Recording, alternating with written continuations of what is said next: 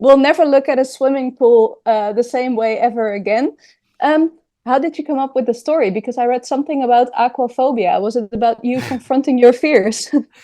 Yeah, totally. It's, I think that a lot of kids had that childhood fear of, for me, it was seeing Jaws and then being in a pool and then knowing like, I'm not in the ocean, there's no sharks here. But when the lights start flickering, the lights go dark and you can't see the bottom anymore, that suddenly your brain starts playing tricks and you feel like, well, maybe Jaws is there. Maybe I'm not alone in the water. Maybe there's something down there beneath me. So that fear of the unknown, the way that, that idea of thalassophobia, right? Which is like the fear of like the fall off in the water, the deep water. And like, if you can see 10 feet in front of you, but then there's that place where 10 feet turns to 11 feet and like it just kind of disappears and you're like, what's there? What's in that zone? Because that's where I get scared.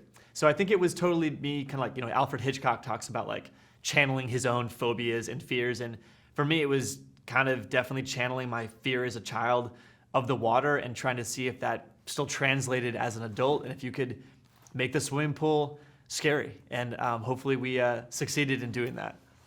Well, definitely. You just described my fear as well. That's why I never go into the sea where my feet don't touch the ground. Smart, very smart. So, yeah. And can I just ask you, one of the most scary scenes is definitely the Marco Polo scene. My I favorite mean, scene. another one of those very kids games Yeah, make it scary. Where did it that's come right. from? Man, I remember the day I was writing and that idea kind of came to me. And it really started with like just looking at the pool and being like, what things in the pool do we all remember? Like reaching into the drain flap and pulling out the disgusting hair that's gathered up there. Or maybe like finding the dead frog or the dead animal that's there. And it's like, I remember it being a kid, it's like, that's so freaky. Or, being afraid of getting caught like in the main drain, like getting your hair caught and getting held down underwater. But just think about all the things that we remember from the pool. I mean, playing Marco Polo, you're vulnerable. Your eyes are shut. You're drifting out into this unknown space, right? And you don't know what's in front of you and you don't know whose voice that is. And I remember just being like, boom, light bulb went off and it just freaked me out. Like I could hear I'm like, what if that voice was not the voice of the person that you were playing the game with? And that thought just kind of, I could not stop thinking about it. And I mean, it's definitely one of my favorite set pieces in the movie. And even if you've seen the trailer, you have not seen the beginning of where that scene goes. We have just barely teased the tip of the iceberg of where that scene goes to. So I'm really, really excited for people to experience that on a big screen, hopefully, and live that Marco Polo nightmare. Yeah, it's one of the sorry, my cat is killing stuff over here. One of the best suspense scenes, definitely. I always enjoy suspense a bit more than jump scares because Yeah. it makes more scary. Yeah, well, Um, there's a long build. I mean, I remember talking with James Wan about that scene. It's always something really fun of like, it's the build up, the build up, the build up, the build up, the build up. And then you go to this point where you think like, oh, that's the end of the scene. Like without giving away, something happens. And then I was like, but wait, like, what if the scene just kept going? And there's like another, you think this is the top of the mountain, but there's actually like another more frightening place that can go to.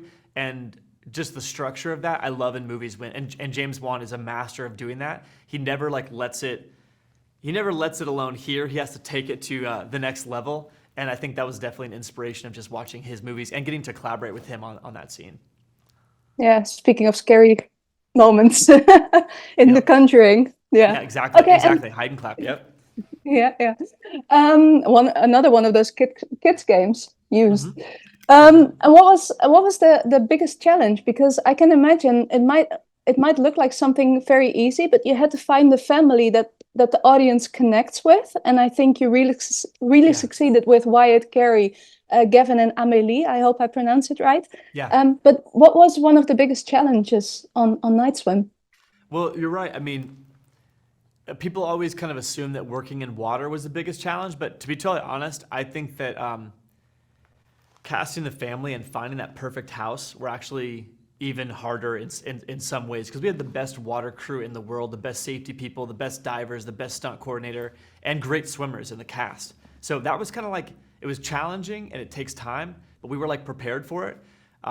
Finding that hero pool was a Herculean challenge. I mean, we were gonna build the pool on the back lot of a studio, but then it was raining so much that the construction site kept getting flooded and it was impossible. And then we just started scouring house after house after house, hundreds of houses until I walked into the back window where Eve was often looking out at the pool. I walked into that view and I saw that pool. And I was just like, I literally was like, clutched my pearls and sat down on the bed because I was like, that's it. That's Night Swim. That's the vantage point I've been seeing in my mind for 5 years. And then now I'm seeing it in real life. And it was almost like made me like emotional with just like, that's it. And so I think when we found that house and it was all practical, it's a real pool that's been around for 70 plus years, probably has its own secrets and its own history.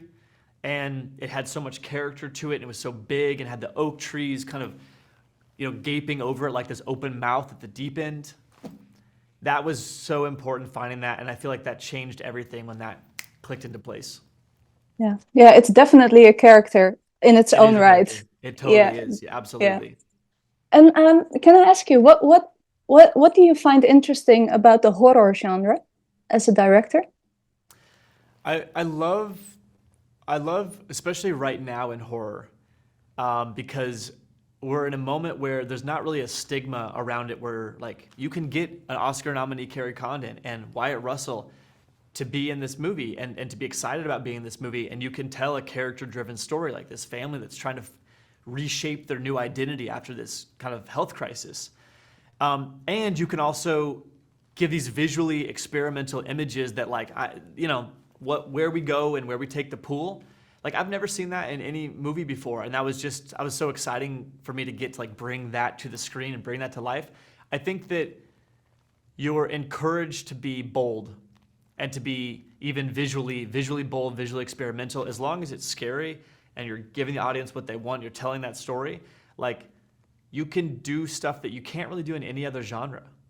And I just love the moment we're in, where there's this blending of kind of like art house horror and mainstream horror, and they're all kind of one thing. It doesn't matter, and there's an audience for all of it.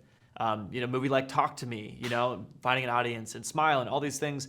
I just think it's the best time to be making horror in the history of cinema, and I feel so lucky to be making this movie with James Wan and Jason Blum and Universal Studios, which is that's the best of the best. So yeah, I'm excited for people to see it. Yeah, I can definitely agree on that. I love the times that we're in right now when it comes to horror. It's not like a hate or love it genre anymore. It's right. There's so much more, but it always has been. I mean, horror speaks to one of the biggest human emotions, like fear that we know. So it becomes so meta in a way as well. And it's about, I mean, almost every horror movie has some kind of underlying theme of the value of life. We don't often experience the value of life until we're confronted with the imminence of death, right? And horror forces us to basically acknowledge our impermanence as humans in our little tiny slice of mortality on this beautiful planet. And it's like, hopefully you kind of walk away being like, I want to like love harder, live better, be kinder, because like death is all around us. It's beneath our feet in the water. It's coming out of the closet. It's coming out of the basement. We live with the reality of death, and hopefully that makes us want to live a little harder.